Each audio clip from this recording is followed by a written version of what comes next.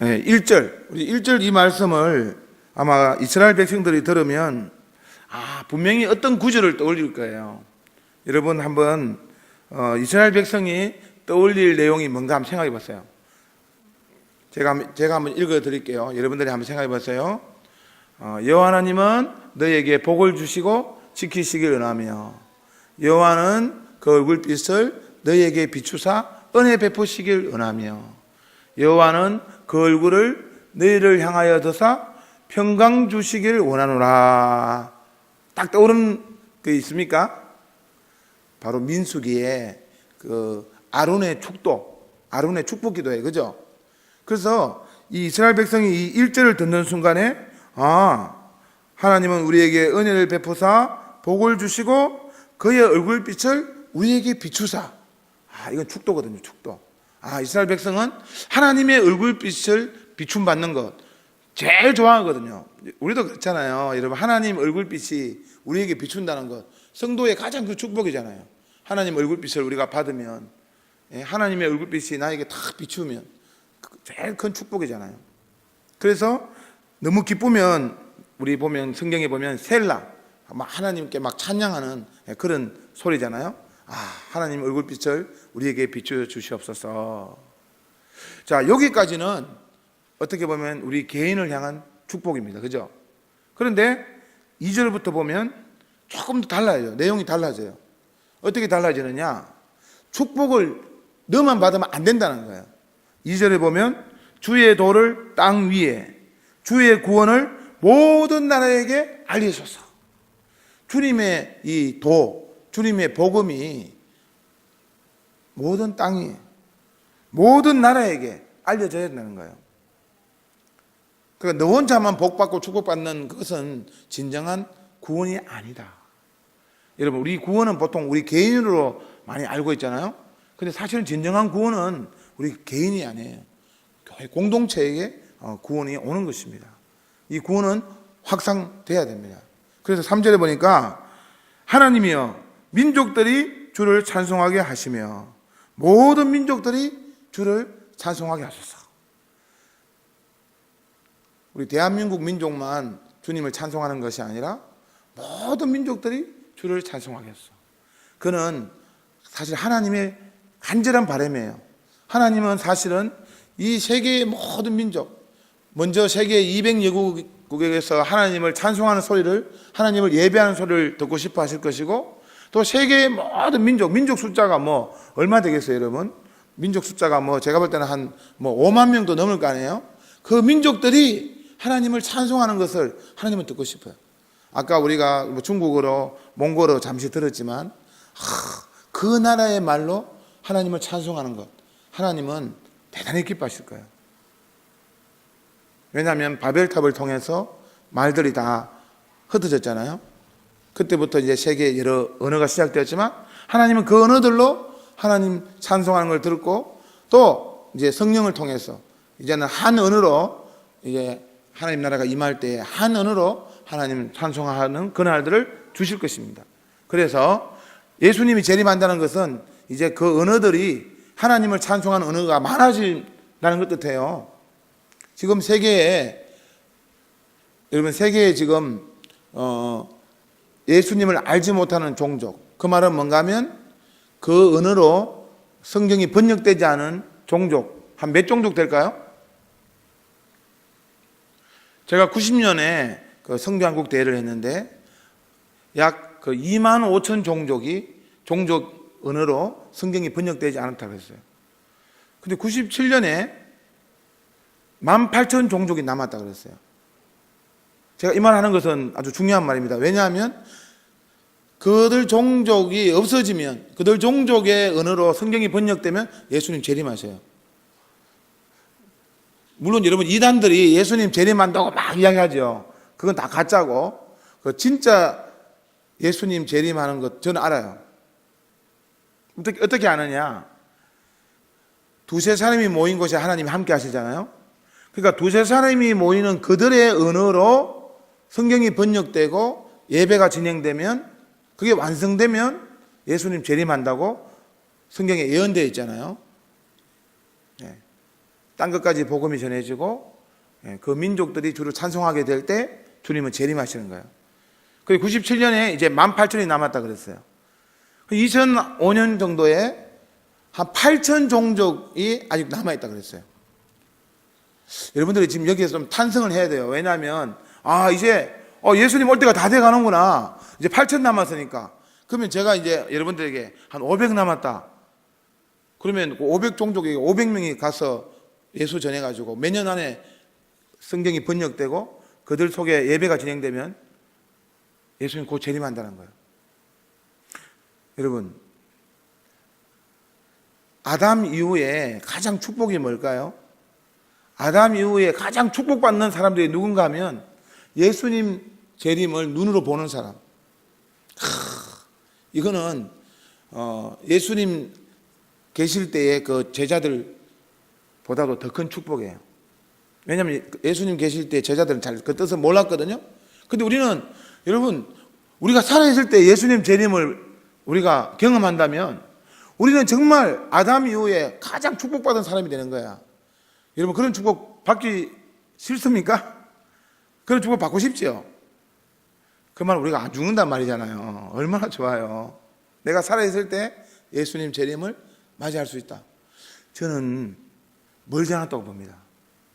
왜 멀지 않았느냐? 아까 8,000 남았다 그랬잖아요. 지금은 한 5,000밖에 안 남았어요. 이 5,000 종족에게 성경이 번역되고 그 종족들 두세 사람이 예수 이름으로 모이면 완성되는 거예요. 예수님 재림하는 거예요. 이것은 우리에게 큰 흥분이 되는 사건입니다. 그것은 뭘 의미하는가 하면 여러분들이 이제 내 개인의 신앙을 넘어서서 내 개인이 죽고 천국 가는 걸 넘어서서 민족들이 예수님을 영접하고 민족들이 하나님을 찬송하고 민족들이 하나님을 예배하는 그날을 속히 보게 하여 주옵소서. 이 기도를 하셔야 되는 겁니다. 저는 여러분들이 오늘 이 기도를 하나 발견해서 이 기도를 하는 사람으로 오늘 이 예배당을 나갔으면 좋겠어요. 자, 이 시간에 한번 우리 선교가 하나님의 이 나라가 어떻게 확산되는 그 영상을 보시면서 한번 좀 생각해 보세요. 지금 어디까지 이 속도가 빨라지고 어디까지 지금 복음이 전파되고 어디서 주님이 이제 완성되어서 오실 것인가 한번 영상을 봤으면 좋겠습니다.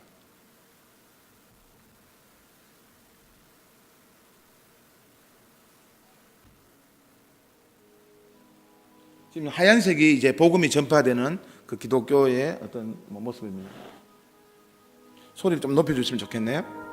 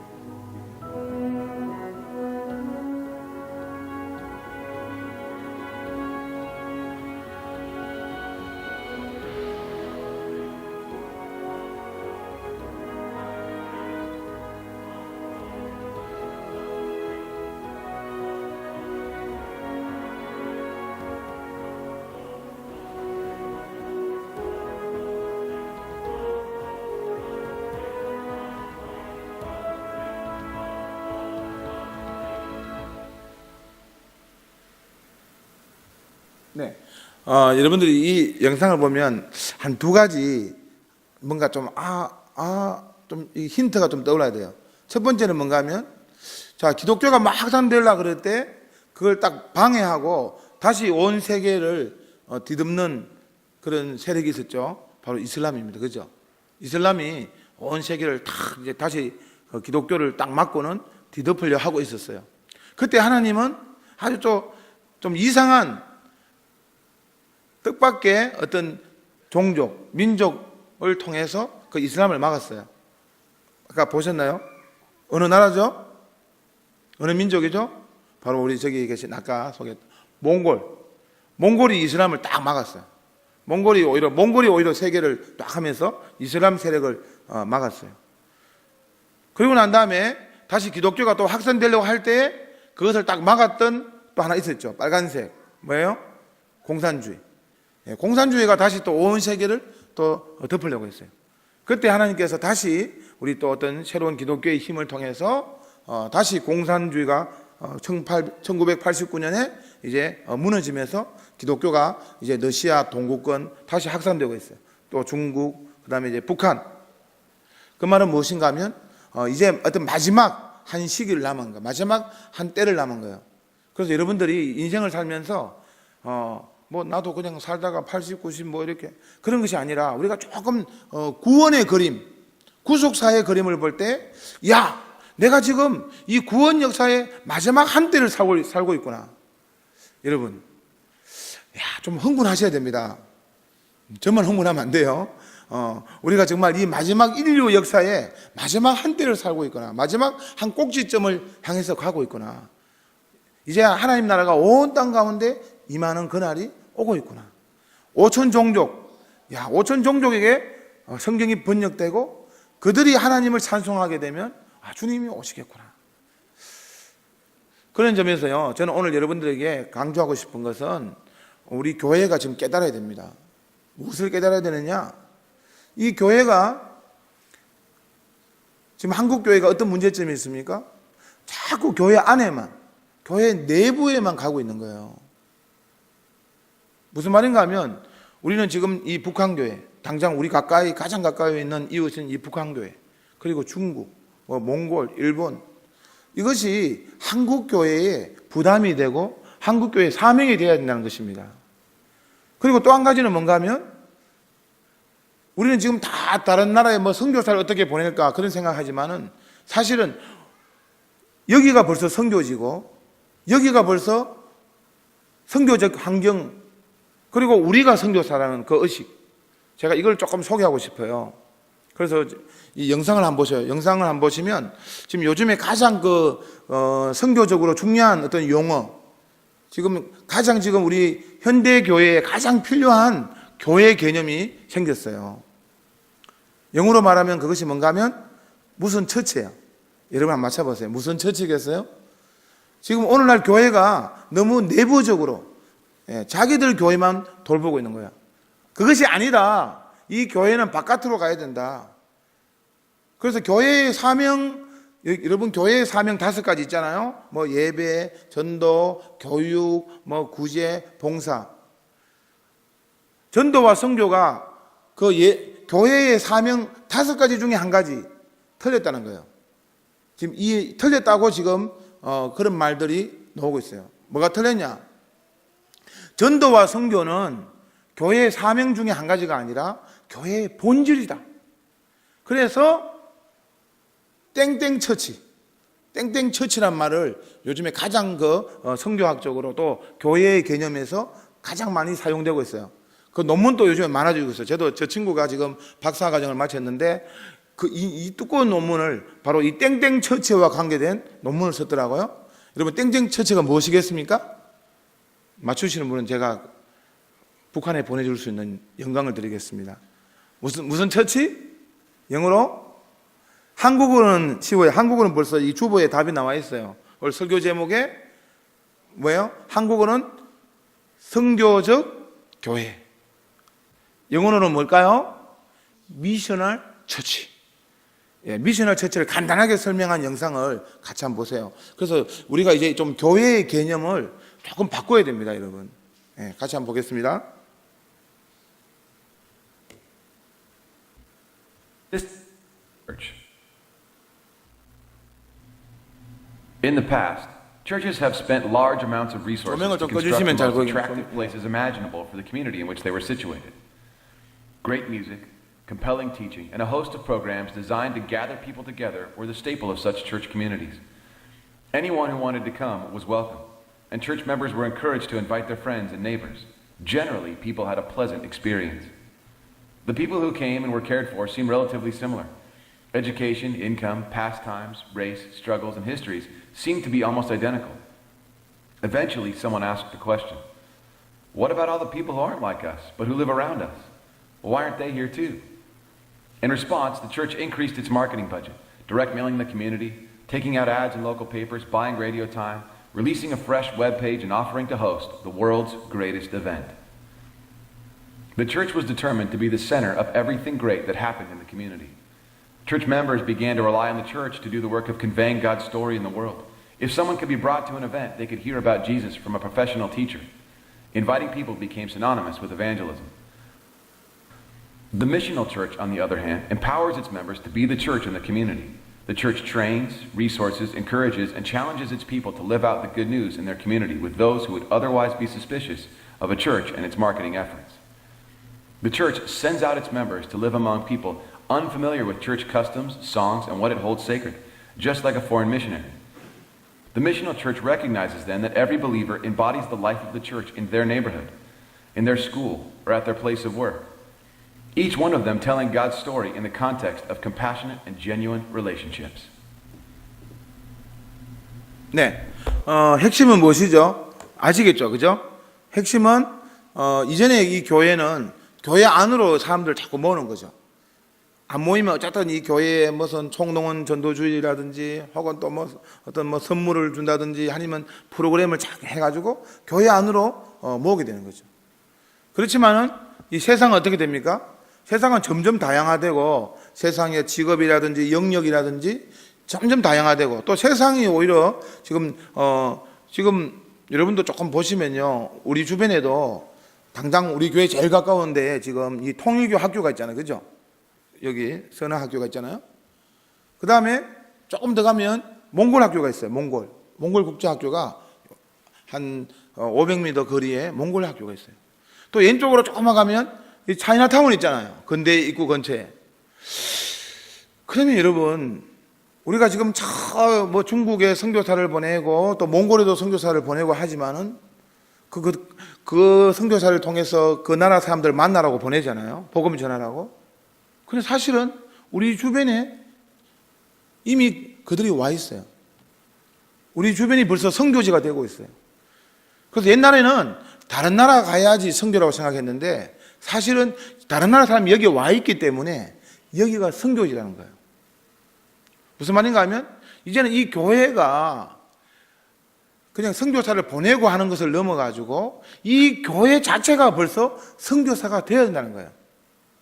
그게 미셔널 처치, 선교적인 교회, 선교사 교회. 예전에는 선교하는 사람은 따로 있는 거예요.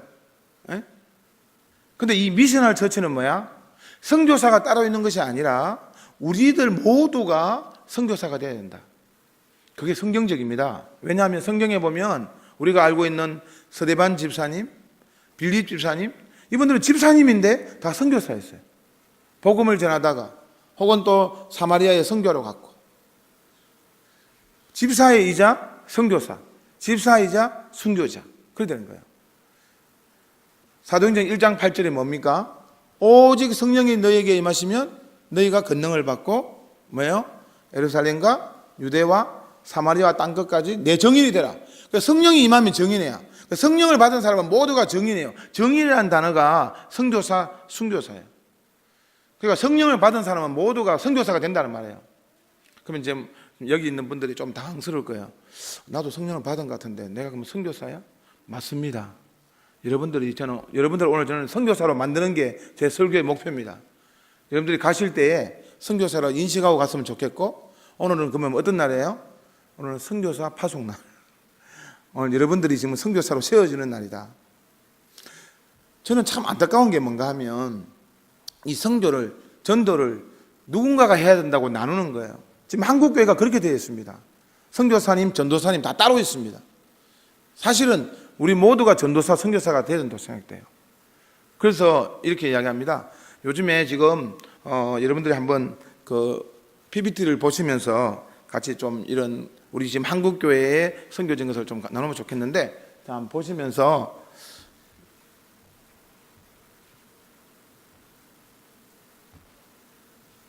자, 우리 기존의 한국교회는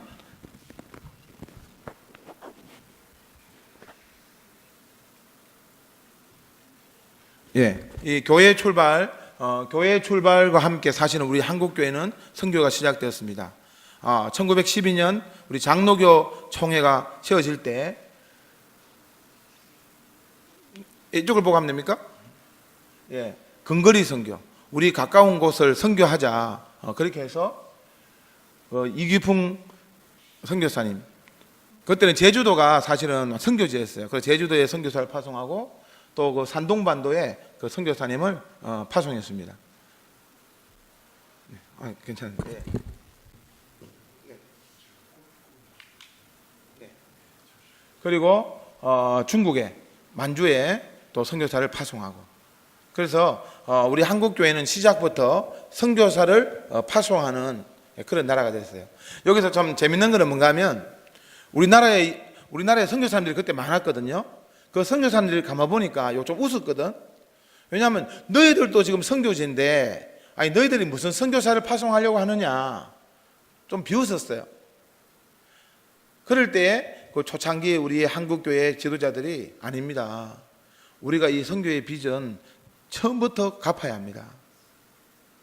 그래서 이 미국 선교사님들이 비웃으면서 그런 말 했어요. 그러면 좋다. 너희들은 자, 지금까지는 중국에 영향받았으니까 중국의 그 유교의 본류가 어디입니까? 공자잖아요, 공자. 공자 고향이 어디입니까? 공자 고향이 어디예요, 여러분? 예, 산동성의 그 공자 고향 곡부에 선교사를 보내라. 그래서 그 최초의 선교사가 공자 고향에 가요. 그런 좀 재밌는 일이 있었어요. 그 말은 뭔가 하면 우리 한국의 그 선교 초창기부터 이런 그 선교사를 파송하게 되는 그런 역사가 있다는 거예요. 그래서 한국 교회는 곧 선교의 역사입니다. 자, 이렇게 해서 이제 선교사님들을 보내기 시작했어요. 자, 그러다가 이제는 원거리 선교, 이제는 우리 가까운 곳이 아니라 온 세계에 선교사를 보내야 되겠다. 그 본격적으로 변화된 것은요, 1990년입니다. 1990년에 이제 해외 여행 자유가 되거든요. 그 말은 뭔가 하면 누구나 이제 비자를 가지고 온 세계에 갈 수 있게 됩니다. 그때부터 우리 한국 교회는 정말 선교에 큰 변화가 일어났어요. 이제 많은 나라에 선교사를 파송하기 시작했습니다. 예. 그리고 우리 1990년부터 우리 한국에 진짜 이 선교 한국 운동이 일어났습니다. 여러분 8월 첫 주에, 물론 우리 교회는 공동체 하지만 8월 첫 주에 우리 가까이 있는 세종대에 이 선교 한국 운동, 이제 28년이 됐는데요. 세종대에서 선교 한국 대회가 있습니다. 자, 이렇게 이제는 선교 한국 운동이 우리 한국 교회에 아주 확산이 되었습니다. 자, 그래서 이제는 처음에는 나라를 위해서 선교하다가 이제는 민족을 향해서 가다가 지금은 우리 종족을 선교하자. 그래서 제가 아까 말했죠. 2만 5천 종족에서 18,000, 그 다음에 지금 8천, 이제 한 5천 종족이 남았다 그랬죠. 5천 종족을 향해서 선교하자. 그래서 이제 선교사를 보내기 시작했습니다. 자, 이렇게 지금 미존도 종족에 남아있는 지금 종족들 모습들을 보고 있습니다. 자, 그런데 지금 올해가 2016년이잖아요. 저는 이제 몇 년 전부터 이런 선교의 어떤 변화가 또 일어난 것입니다. 세 번째 변화가 뭐냐? 세 번째 변화가 왜 일어났는가 하면 지금 국제화 시대인 것입니다. 국제화 시대. 자, 여러분들이 지금 오늘 여기서 예배를 드리다가 내가 이제 선교에 대한 관심이 생긴 거야. 그래서 내가 어느 나라에 복음을 전하고 싶다. 그러면 여러분들이 지금 가자마자 집에 가가지고 있잖아요. 여권 있잖아요. 여권 가지고 지금 인천공항에 가시면 오늘로서 바로 선교사로 다른 나라 가는 겁니다. 물론 이제 카드 가지고 가셔야 되죠. 네. 비행기표. 지금 비자 없이도 우리가 갈 수 있는 나라가 이런 100개 나라가 넘습니다. 그 말은 뭔가 하면 이제는 뭐 누구라도 가면 되는 거예요. 뭐 장사하기 위해서 혹은 공부하기 위해서 지금 온 세계에 수많은 한국 분들이 지금 와 있거든요. 그러면 그분들이 선교에 대한 비전만 있으면 그 한 명의 선교사 보내는데 얼마나 많은 시간과 재정이 듭니까? 그런데 이제는 그분들이 선교사가 된다면 이제 선교에 큰 변화가 일어나는 것입니다. 지구촌 시대입니다. 지구촌. 지금 우리가 이 지구 자체가 하나의 그 연결되는 그 하나의 촌이라는 거죠. 예. 어느 곳이 다 선교지입니다. 말씀드렸죠. 제가 이제 4년 전 이전에는 제가 중국에서 좀 있었는데요. 근데 재밌는 거는 제가 중국에서 이제 한국인 교회를 개척했어요.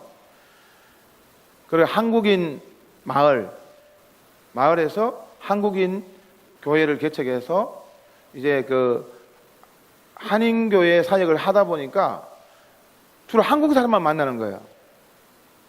제가 지금 이렇게 드리는 것은 여러분들이 이 두 개, 이 1번, 2번 중에 누가 더 선교사인가, 누가 더 선교적인가를 한번 맞춰보라는 거예요.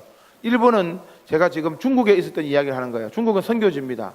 그렇지만 거기에서 저는 주로 한국 사람들만 만나고 한국으로 예배드리고 한국 음식을 먹고 또 한국인들이 사는 마을에서 있었어요. 1번. 2번. 저는 요즘에 여기 와가지고 한국 땅에 와 있습니다. 그렇지만 저는 지금 우리 옆에 몽골 학교가 있네.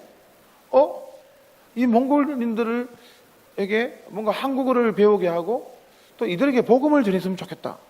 그래서 이 토요일마다 우리 교회에 그 몽골 다문화 교실을 열어가지고 토요일마다 이 몽골인들이 모여서 한국어 배우고 혹은 또 여러 가지 어린이 프로그램을 통해서 우리 교회를 소개받고 우리 교회에 지금 몽골인들이 많이 예배를 드리고 있어요.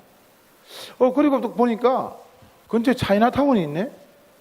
세종대 근대에 그 중국인 유학생, 외국인 유학생이 1000명이 넘어요. 이들에게 또 복음을 전하면 좋겠다. 제가 중국에 있을 때 중국 사람들을 한번 만나서 복음 전하려면 시간과 그 노력이 많이 들어가야 되거든요. 근데 이 사람들은 보니까 그냥 김치 좀 주면 친해지는 거예요. 이 사람들 좀 쉽게 만날 수 있고 복음을 전할 수 있구나. 그래서 오늘 또 우리 중국인 전도사님 계시지만은 우리 교회가 이 중국인들에게 더 가까이 좀 다가갔으면 좋겠다. 제가 그런 마음과 그런 기도를 하고 있는 거예요. 자, 여러분 1번과 2번 선교지에 있고 선교지 아닌 한국 땅에 있지만 누가 더 선교 개념하고 가깝습니까? 1번입니까? 2번입니까? 2번이죠. 2번. 그렇다는 거예요. 그 말은 뭔가 하면 자, 어느 곳이나 다 선교지다. 이제 선교지의 특별한 구분이 없어지는 시대에 우리는 살고 있습니다. 자, 보십시오, 여러분. 우리가 지금 북한 때문에 이런 개념이 좀 약해요. 근데 사실은 이 북한만 넘어서면 어떻게 됩니까? 서울역에서 유럽 가는 기차를 타게 됩니다. 여러분, 일제시대 때에 서울역에서 유럽 가는 기차표를 팔았습니다. 물론 환승이지만은 우리가 서울역에서 블라디보스토크 가서 거기서 시베리아 횡단 열차를 타고 모스크바 가서 모스크바에서 프랑스도 가고 독일도 가고 했다는 거예요. 그래서 우리는 지금 여러분들이 지금 다른 나라를 가는 것을 뭐라 그러죠? 회외. 우리는 자꾸 바다 건너서 가야 회외 간다 그러죠. 사실은 우리 육지로 지금 다른 나라 다 갈 수 있는데 북한 때문에 우리는 지금 회외 간다 그래요. 바다 해자를 써요. 얼마나 안타깝습니까? 그래서 우리는 이 북한을 넘어서 사실은 저 대륙으로 아시아 횡단 철도를 타고 갈 수 있습니다. 그리고 중국을 통해서 중국의 그 신의주 단동, 그래서 또 중국 저 중앙아시아, 그리고 저 동남아시아 다 갈 수 있는 거예요. 그 다음에 혹시 여러분들이 이제 고속도로 지나가면 어떤 표지판에 좀 이상한 표지판 봤지요? 뭡니까? 아시안 하이웨이. 거기서 여러분 뭐 인도, 그 다음에 뭐 중국 뭐 이런 거 표지판 봤죠? 우리가 사실은 이제는 도로로 이제 차를 몰고 다른 나라에 다 갈 수 있는 거예요. 우리 교회도 이제 그 가을 되면 또 그 미얀마 선교를 가요. 미얀마 선교 간다고 이렇게 해서 뭐 돈을 모으고 뭐 비행기 표를 사고 뭐 그 돈이 만만치 않거든요.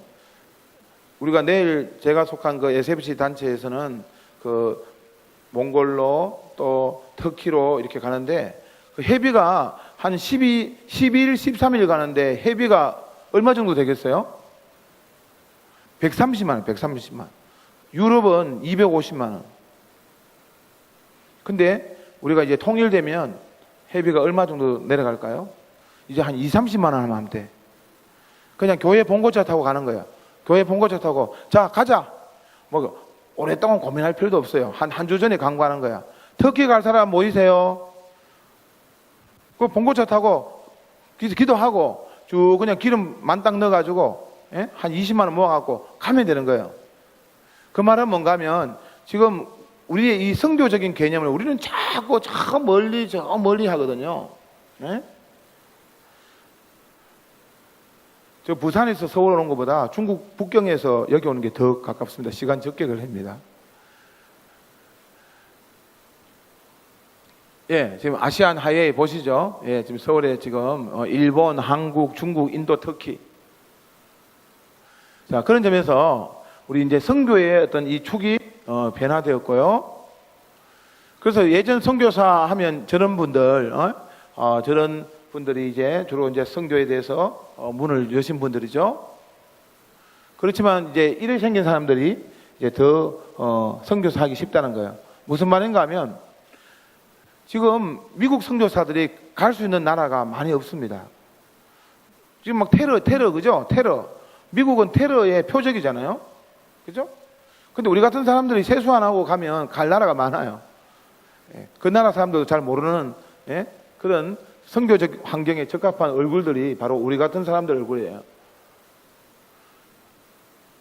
자, 그래서 새로운 선교 운동, 또 새로운 교회 운동, 그게 뭐라고요? 미셔널 처치 운동. 이 말은 뭐예요? 내가 곧 선교사이다. 그래서 저는 요즘에 그런 말을 합니다. 여러분들이 직장 생활 하십니까? 그럼 여러분들은 직장 선교사다. 그래서 여러분 뱀이라고 비즈니스 에즈 미션. 그러니까 선교사로서의 비즈니스. 요즘에 이 뱀이라는 말을 많이 쓰고 있어요. 뱀.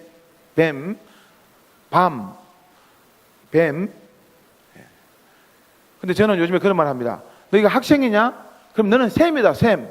샘은 뭐야? 스튜던트 에즈 미션. 너는 학생 선교사다. 그럼 아줌마들 그런 말이에요. 난 아줌마인데 그냥 나는 집에서 밥하는 아줌마인데. 그러면 제가 그래요. 당신은 뭐다? 햄이다, 햄 뭐야? 하우스키프 에즈 미션. 선교사로서의 주부, 선교사로서의 아줌마. 그럼 여기에서 제일 거부하는 분이 있어요. 목사님들. 나는 목사다. 나는 그냥 우리 교회를 섬기는 목사다. 저는 그 목사님들에게 그런 말이에요. 목사님은 그러면 팸입니다. 팸. 패스트 에즈 미션. 선교사 목사. 여러분, 저는 한국교회의 비극이 뭔가 하면 목회자들이 전도나 선교에 관심을 잃어가고 있어요. 나는 전도사를 세우고 선교사를 세우지 나는 전도자 선교사가 아니라고 생각하는 거예요. 이게 여러분 비극입니다. 왜? 성경에 나타난 이 초대교회 전부 목사이자 선교사고 목사이자 순교자고 그죠? 목사이자 전도자이잖아요. 죄송한 말씀이지만 전도 안 하는 목사 이상하지 않습니까? 복음에 관심이 있고 복음을 전하는 데 관심이 없는 목사 이상한 거예요. 근데 한국교회는 점점 이상하게 되고 있어요. 나는 목회한다. 나는 전도, 선교 내가 하는 거 아니다. 이게 이상하지 않습니까?